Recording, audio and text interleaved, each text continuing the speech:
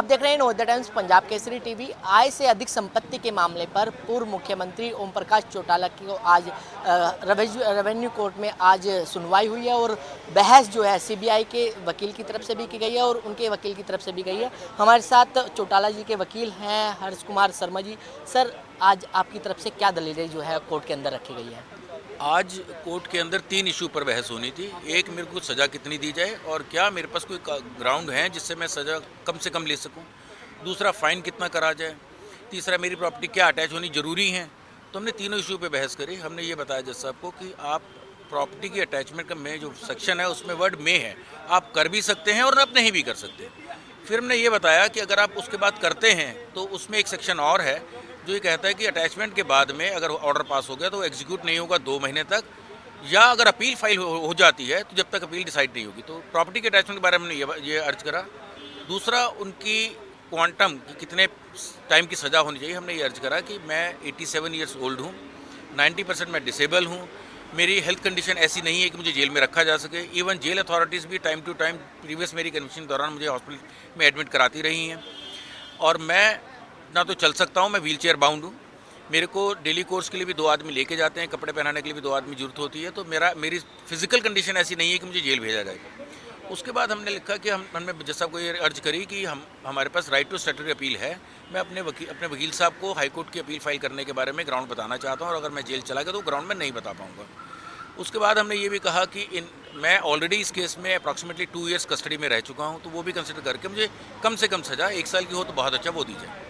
Sir, medical ground भी कोई रखा गया है? मेडिकल ग्राउंड में पूरे उनकी केस हिस्ट्री रखी गई है। 90% डिसेबिलिटी, मेरे को अस्थमा है, मेरी पैरालिसिस है, 6 महीने पहले मेरे नाक से खून आने लग गया था, मुझे हॉस्पिटल में एडमिट हॉस्पिटल में एडमिट कराया गया था। तो वो पूरी रिपोर्ट हमने 3 साल की रखी है और बाकी पहले की रिपोर्ट ऑलरेडी कोर्ट के पास है। लेकिन सर, जो जेबीटी घोटाला था उसमें भी उनको जेल हुई थी, क्या उसको भी ग्राउंड पर यहाँ पर रखा गया है? उससे क्या ये बच सकते हैं या फिर और मुश्किलें बढ़ सकती हैं? As a student of law, second conviction हमेशा तंग करती है और सेम ऑफेंस में हो तो और तंग करती है। लेकिन बाई फॉर्चुनेटली जो 20 मई 2022 की जजमेंट सुप्रीम कोर्ट की है 3 जजेस की, उसने सेकंड कन्विक्शन को भी रिड्यूस करा, डेथ से लाइफ करा।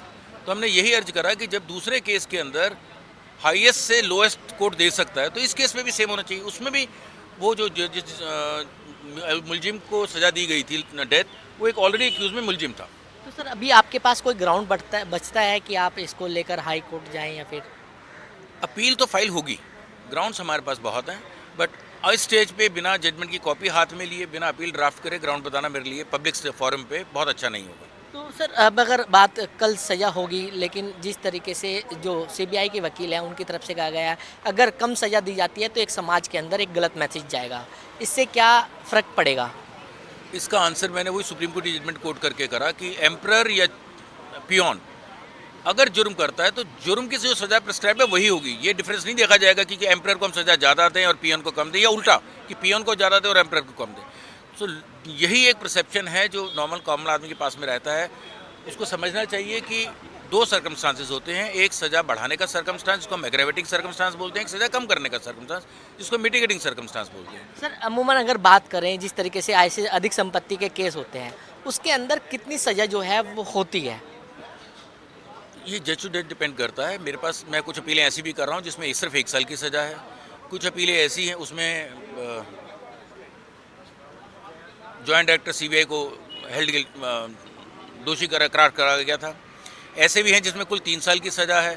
ये भी चीफ एग्जीक्यूटिव इंजीनियर थे किसी पर्टिकुलर डिपार्टमेंट के, एमसीडी म्यूनसिपल कॉर्पोरेशन दिल्ली के, तो वो अलग अलग है। तो इस केस में क्या लग रहा है आपको?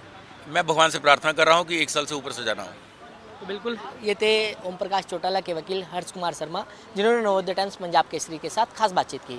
दिल्ली से कमल कुमार कंसल, नवोदय टाइम्स पंजाब केसरी टीवी।